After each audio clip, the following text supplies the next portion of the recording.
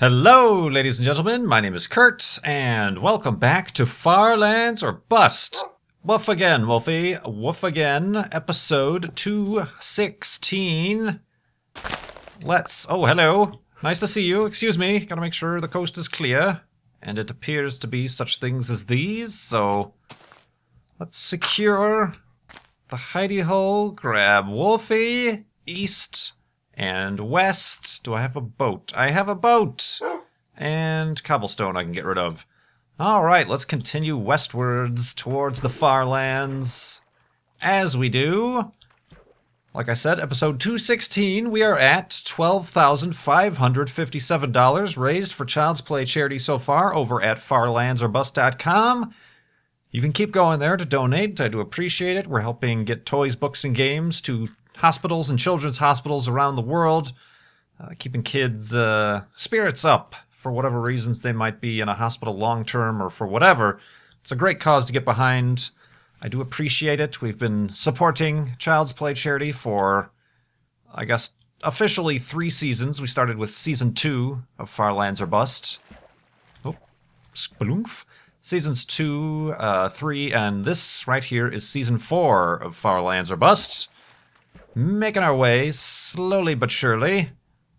Don't call me Shirley. But, yeah. I guess I could have kept boating over there, but I feel like a walking... Got my walking shoes on, feel like a walking... yeah, the chip-in, like I mentioned, the entire episode last time, episode 215, I was talking a lot about upcoming changes, such as the chip-in website, which is the widget we are currently using for raising money for Child's Play charity. Hold on. I feel like it's not all the way up. There we go. For those of you who don't know, I guess I should explain this. In Minecraft, a wolf's health is determined by the angle at which the tail is. So if the tail is pointing down, much like, I guess in real life, I don't own a dog, never have. But I think, don't dogs hold their tails lower if they're, like, sad or more in the submissive position, I guess you could say? Speaking of canine social hierarchy, I guess, but yeah, that's how you tell if your wolf is injured and why I keep feeding him raw pork chops that look like bones. But yeah, we were talking about the chip-in website is going down, and that means the widgets are going down. I did get confirmation from the people at I'm Raising, which is a chip-in replacement service that is rushing to get stuff all together and up and running. They said that I would be able to carry over the amount that we have currently in our chip-in widget, which, like I said, right now is $12,557. I'll also be able to roll together the total that Justra and Paws raised during their Canadians for Kids live stream, $5,025. And then we can have that new total. We'll start with that, with the I'm Raising widget, if that is the direction we choose to go with. Which right now, they're kind of at the top of a very short list. I've also considered and talked to people who I know who are of the programmer persuasion, who said that something custom wouldn't be that big of a deal, and these are people that I'm around a lot, so I trust that they won't disappear or anything like that. Alright, well, we've investigated. So we'll be good. We'll be good. That is a minor hiccup in the grand scheme of the Far Lands or Bust series and Child's Play charity fundraiser, so we'll be good. Work itself out. Indeed. Careful, Wolfie, that is a pit. I have to bring this up every once in a while. I apologize for those of you who are already well-versed, but I saw in, I don't know why, but an unusual number of comments in the last video about the screen shakiness. Oh, everybody's getting sick of the screen shakiness. That has nothing to do with view bobbing, although I do have view bobbing on, I believe. Yeah, I do. That has nothing to do with view bobbing. It has nothing to do with the the power of my computer or lag or anything. The jitteriness, which could also be shown if keep your eye on the item. The item is steady. Oop. The item rather is steady and smooth. You know, keeping with my my cursor and where I'm looking, but the ground underneath it. Careful. There's cactus. But the ground underneath it is oh, that's weird. I never noticed that before. Hold on. The even if you drop the what is this thing called? The compass, it still moves as if you're holding it. That's awesome. I had no idea that that happened. I wonder if that still happens in the game, especially now that the items are 3D. I'll have to try that out on the Mindcrack server with the latest snapshot. But yeah, that just has to do with the floating point precision errors is what it's called. Ooh, that's unusual. To have clay that's not touching water. I'm assuming there's water underneath here. Huh. Danger. Danger. Yeah, there is water underneath there, but... Huh. Well, I guess it's close enough where it thought the clay would be touching the water, but because the water is at the bottom of a sinkhole, it really isn't. Interesting. Anyway, yeah, the jitteriness is nothing about that. There's nothing I can do to fix it. There's no faster computer, or I'm using the 64-bit Java. I'm blah, blah, blah, blah, blah, blah, blah, blah, blah, blah. There's nothing that can be done. That is literally part of the effects of getting so far out, man. Getting so far out from your spawn point, from the 0, point. Above a certain point, you get a rounding error, technically, I guess is what it is it's trying to calculate where I'm located on the map, and then it rounds to the nearest decimal or something like that, and you can only have so many decimals in a 32-bit system, or is this 8-point floating bit? I don't know. Look it up. Look up on the Minecraft wiki, Far Lands.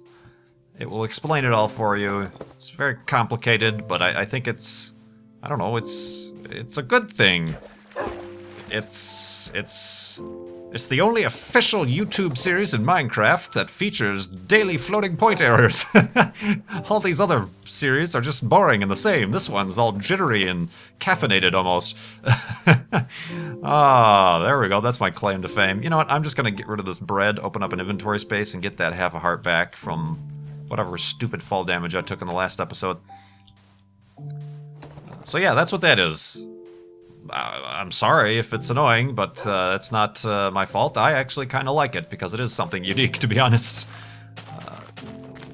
Though these are really the only effects. The other effect is, well, I can't do that as sheep. The other effect is the same effect. It's just more visible here as the selection box around a block. I suppose it might be more visible with lighter blocks like sand, perhaps. The selection box, which is normally this little black box that tells you which box you're looking at, is off by a significant amount. I'm trying to get it. There we go, like that. Careful, Wolfie, where are you going? Oh god, alright, this is a poor place to do this experiment. Alright, he's fine. The selection box. Oh yeah, check that out.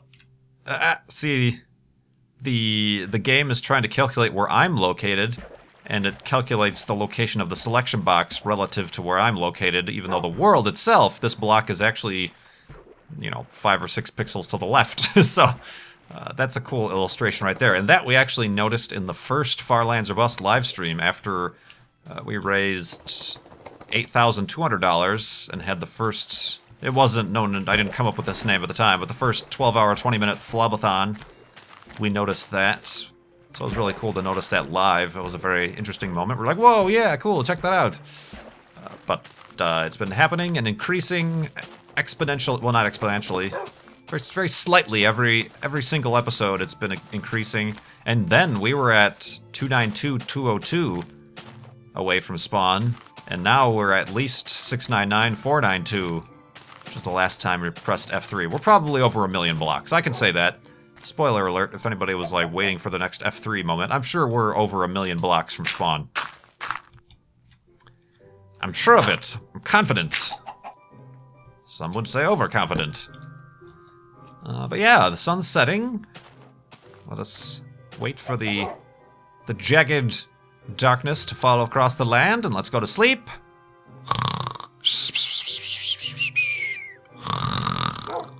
And awakeness. And don't take fall damageness. Alright. Let's continue on. So yeah, that, I apparently have to give those updates every once in a while. I know I have a bunch of new subscribers. Hello, new subscribers. A little bit of the vintage beef bump. The vintage beef bump. Where I, first of all, pranked him. These two events were completely unplanned and random, but I pranked him on the Mindcrack server. Go check that out. And his... what's the word I'm looking for? Reaction video. Go check those two things out. But then also, the following week, we started playing a new game together, a co-op championship in a Formula 1 simulator, F1 2012. Which is a fun experience. Those things are coming out every... Those are... I never really had anything in the morning time slot for my channel, but those are filling every other day, the morning 9 a.m. Eastern time slot. So if you've been missing those, perhaps because you check YouTube later in the day, go look at my channel and you can see all the Formula 1 madness that is taking place there. So, and then hopefully a lot of you who might not have been subscribed to Vintage Beef have subscribed to him, because we have a lot in common aside from our deeper than average voices. We very similar, I would say, very similar LP style, I suppose. He does a lot more than just Minecraft. A lot more different, interesting games that you might never see me playing. Like he's playing... Careful. I don't even know the name of it. Isn't it? There's a lot of N's. Nino Kanui or something? I don't know. It's some anime game that's actually apparently very popular in those circles, but he's been playing that, and he does a lot of stuff with Paws. He's part of Team Nancy Drew, of course, as you know. But yeah, so Vintage Beef, get your daily beef. I think that's his tagline, is it not? So yeah. Fun time. See, I'm starting to do more cooperative collab stuff. Doing an actual series. I think, aside from Borderlands 2, which is now defunct, I don't think I've done any dedicated co-op series, except for just one-off videos or, you know, the small adventure map type stuff that I do with Two Girls of a Minecraft or the KGBs and things like that. So... expanding our horizons. Woo! Oh, am I going the right way? Yeah. Compass. So I think that brings everybody up to speed. New subscribers and whatnot. What else is going on? Oh, I talk a lot about astronomy. And, Wolfie, we've got a pig for you to kill. There we go. Are you sniffing his butt? Oh, he's fighting back! Get him! Uh-oh. Wolfie. There we go. That's weird. I wonder if that has anything to do with floating point. Because the hitbox, maybe, on the pig has changed, but Wolfie, as an entity, is looking for the other hitbox that is now, you know, like I was saying, 5 pixels off with the selection box. Experiments. Spearmint gum. I don't know. I'm going crazy. What was I gonna say? Oh, there's that pig. I knew there was another pig. You will live this day, and perhaps the next as well. Oh, astronomy. We've got some very interesting astronomy news. On Friday, February 15th. It's the end of the world. No, it's, what some people might say is the end of the world, but it's not. We're all gonna be fine. February 16th is going to come just as any other Saturday. But we do have a close flyby of an asteroid. Asteroid 2012 DA-15, which is a 50-meter wide asteroid, about half the size of a football field, or if you're looking for other space-themed things, since the International Space Station is about the size of a football field with all of its solar panels unfurled, about half the size of the International Space Station, is going to be passing by this Friday, February 15th. It was first discovered last February, 2012, when it made that closest approach at that time of 2.6 million kilometers. This time it's going to pass a little bit closer, 27,000 kilometers. The moon is 384,000 kilometers, and that's actually 27,000 kilometers is closer than our geosynchronous satellites. It's pretty close. It's a close shave for such a large asteroid. It's actually 2 Earth diameters. So you could take Earth and take the asteroid passing by. You could fit 2 more Earths. Earths? Earths? You could fit 2 more Earths between real Earth and where the asteroid is going to pass. A substantial distance, yes, but still a close shave. For comparison, the International Space Station and the Space Shuttle orbit at 300 kilometers. So they're safe. That is nowhere near that, but 27,000 kilometers is still a close shave. There's no chance, zero chance of any impact or anything like that. Let's see, the closest pass takes place at 1930 Universal Time. So it's going to be visible during the nighttime for Eastern Europe, Asia, and Australia. So unfortunately not so much for the Americas. I believe there might be some West Coast astronomy places that are going to try to do just as sunsets, live streams or something like that, but not, unfortunately, a visible thing for us in the Americas here. Phone going off. Unfortunately, even if it was, it's not a naked eye object. Even though this 50-meter asteroid is passing that close, it's not a naked eye object. It at the most will reach magnitude 8. And the naked eye limit in the darkest of skies, I'm talking about the darkest skies you could, like at the middle of Antarctica during the wintertime, there isn't a single man-made light for hundreds of miles, thousands of miles even. The human eye limit is about 6 or 7, so it's not a naked eye object. You would need some sort of, at least binoculars, possibly telescope. For instance, if you're in New York or Chicago, the limit is magnitude 2. Where was I going with that? No, wait, hold on. Yeah. That's, no. Yeah. No. Yeah, okay, yeah, the lower the number, the brighter the sky. It's very confusing. So, like, Venus in the night sky is actually like a -4 or a -6, I think, or something like that. The moon is like a -14. It's very confusing. Either way, you can't see it with your naked eye. That's my point. Stop asking questions. So yeah, anyway, it's too dark for naked eye observation. But if you are, suppose, in Asia, in Australia, Eastern Europe, and you want to take a look at it, there are... Just look it up. Just look up Asteroid 2012 DA15 Viewing Guide or something like that. The website that I've referenced many times before, Heavens Above, will have detailed maps. You need specific times and detailed maps because it is a very... It's not like viewing a planet that just sits there or an eclipse or anything like that. It's going to be zipping across the sky. I think they said it's going to pass, at its closest pass, it's going to be traveling about the distance, the apparent distance, if it was going to cross the pass in front of the moon, which it's not, but if it was going to pass in front of the moon, it would pass in front of the moon in 40 seconds, I believe, so that's pretty quick.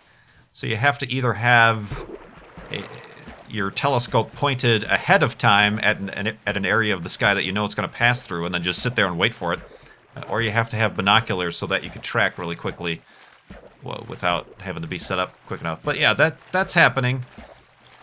Kind of a cool story. I was reading most of this information I'm getting from badastronomy.com, Phil Plate's blog. he had a good roundup. If I remember, I'll put a link in the video description for information about this asteroid. If it did hit, which it's not going to, let me remind you, it would be about the same. They estimated it would be about the same size as the object that caused the 1908 Tunguska event in Siberia, which was an asteroid that exploded in the atmosphere and then flattened a bunch of trees. And I don't remember if they ever really were able to determine if it killed anybody. There were, I think, perhaps like kind of native settlers up in there that had stories, so perhaps there was some population of people that might have perished from that, but about the equivalent of a 20 to 30 megaton atomic weapon. But it's not going to hit, so don't worry about it. Not going to hit at all. So, that's happening. Astronomy news. Very interesting stuff, indeed. I might come out with like a... I'll have to check if there's a software, or maybe NASA Eyes on the Solar System has it in their system, and I can do kind of a quick video where I can show the flyby and give more detailed information about it. But for now, there's no asteroids in the night sky of Minecraft, so there's nothing to miss if we go to sleep.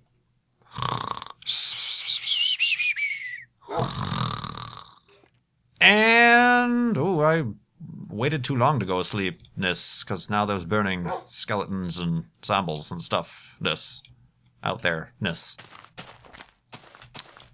Indeedness. Oop, this guy's still alive. Hey, guy. You're dead. As are you, Mr. Pig. As are... Careful, Wolfie! Oh my gosh. Woo! He's gonna jump off the cliff. Well, this whole endeavor was pointless. I thought I was gonna get some more food for Wolfie. I'm not, like, missing it, am I? Where is it, boy? Do you see it? Oh, I guess there's none. Alright, he's saying go this way. Got it. Let me answer some questions. That's something else I do in this series to keep topics flowing. From Brian P. Another one of the changes. Let me just go back to the previous episode. Another one of the changes that YouTube has made is the usage of full names in comments, probably based on their Google Plus thing. I don't like that. So this is Brian P. As opposed to his full name. I'm very... Whoa, that was a vigorous attack. Just for privacy's sake. So, Brian P. Asked, what cartoons did you like to watch as a kid? I could swear I've answered this before. But definitely up there, I was a Tiny Toons. That was about the age I was growing up for Tiny Toons. You know, Pinky and the Brain, Yakko, Wacko, and Dot. Those characters, if you will, cartoons. Trying to think.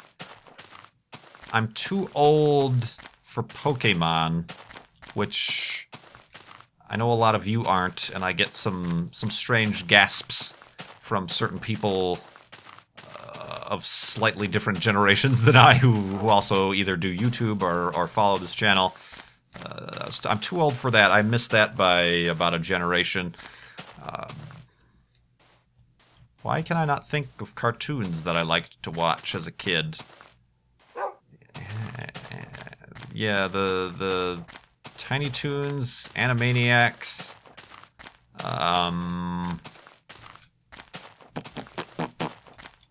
what else? Oh, that actually goes somewhere. I was like, this is going to be the most boring waterfall ever, but no! I have... Oh, Wolfie's going for a swim. Huh.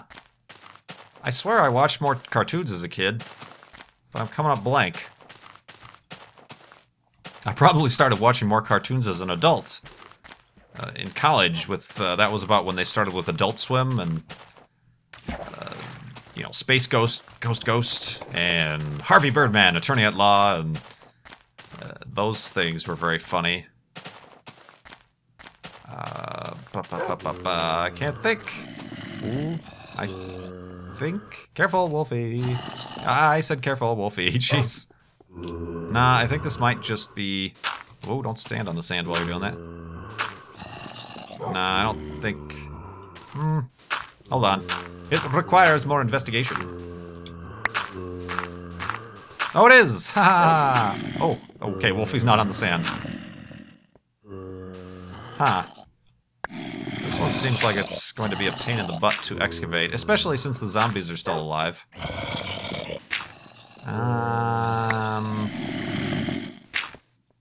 Did I just give them a way up here? No, that's 2 blocks high.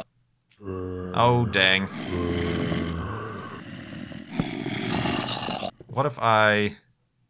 this doesn't seem worth it at all. I know.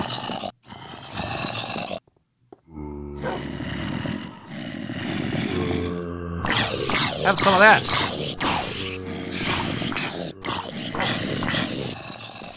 Them apples, how do you like them? Of course, now I'm never ever going to be able to access the chests. Yeah, this is dangerous. Alright, I'm just gonna leave it like that. Oh well, we don't get to know what was in those chests. It could have been something amazing. Probably not. Let me get rid of that. Let me carefully grab Wolfie. Hopefully he comes this way and not into the lava. Yep. Alright, anyway, that was kind of a pointless detour.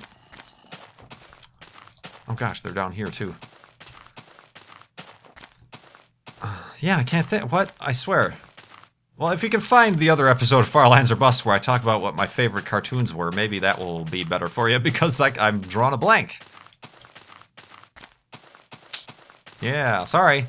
It's a good question, but I did not properly prepare.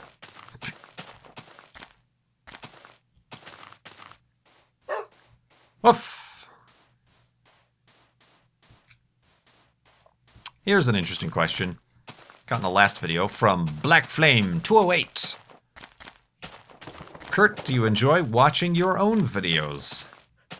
It's kind of a weird thing. At first, definitely when I first started this, one of the most difficult things, even that I hear from other people who do YouTube and stuff, is getting used to hearing the sound of your own voice. Obviously, you need to do so that you can edit your videos and, you know, check them for errors and upload them and stuff like that, but getting used to the sound of your own voice is a little bit of a hard thing to do. So at first it was difficult. I am a little bit, so, you know, I suppose some people, and it's good for being productive if you don't watch through an entire episode of what you just created. Because basically it's going to take me, whatever, 35 minutes to record this episode of Far Lands or Bust. It's going to take me at least another 35 minutes, probably more like 40 or 50 minutes to go back and watch it again. Woof! To do all the editing, inclusion of snarky yellow text, and the end slates and things like that. So I'm going to have to at least watch this episode in full again. Otherwise, some videos, like say the quickly edited ones like the Dirt or the Tomb Raider, where I just record like 2 hours at a time and then split it up into 20, 30-minute chunks, I can just do that all at once. And all I really have to watch are about the areas, whoa, where I start the edits. But I still like, I will still usually watch those episodes again. And I really, it's how I can tell. Oh my god, whoa, whoa, whoa, whoa, whoa, whoa, whoa, whoa, whoa, sit. How did you get so, oh my god, Wolfie, what are you doing? You madman? Why, how did you get so injured? Was there like a cactus back there? Oh my god. Is there a cactus back there anywhere? That's weird. Okay, so today we learned a few things about Wolfie. He apparently might have problems killing pigs due to the floating point precision with the hitbox. Also, he can get injured, even though we had no idea he was getting injured. But also, apparently, if he's mid-attack at a pig and seated, he will still attack the pig while seated. Let's retry that. So let's hit the No. Get over here. Hey! Why will you not be hit? Let's hit the pig. And then make Wolfie sit. Okay, no, that did... Okay, now he's back into attack mode. Maybe he has to make a hit first.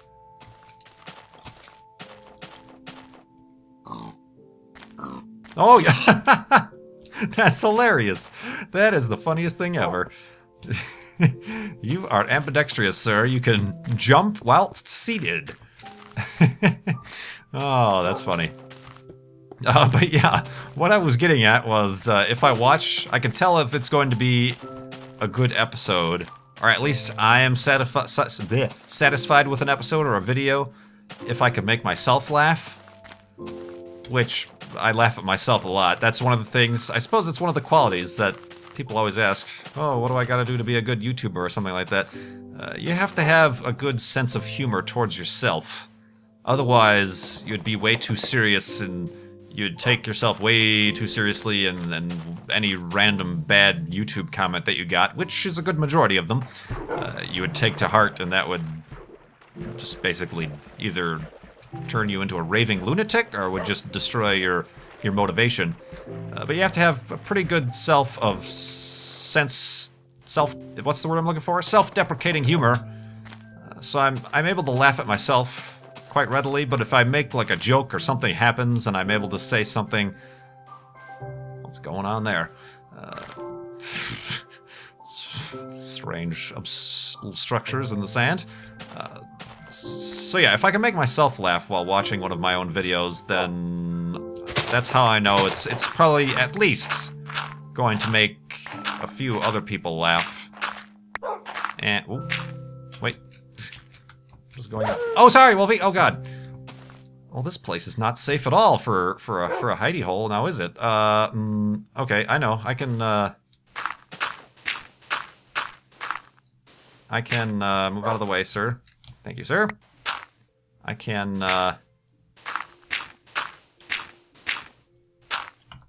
quickly... I wish I kept that cobblestone now.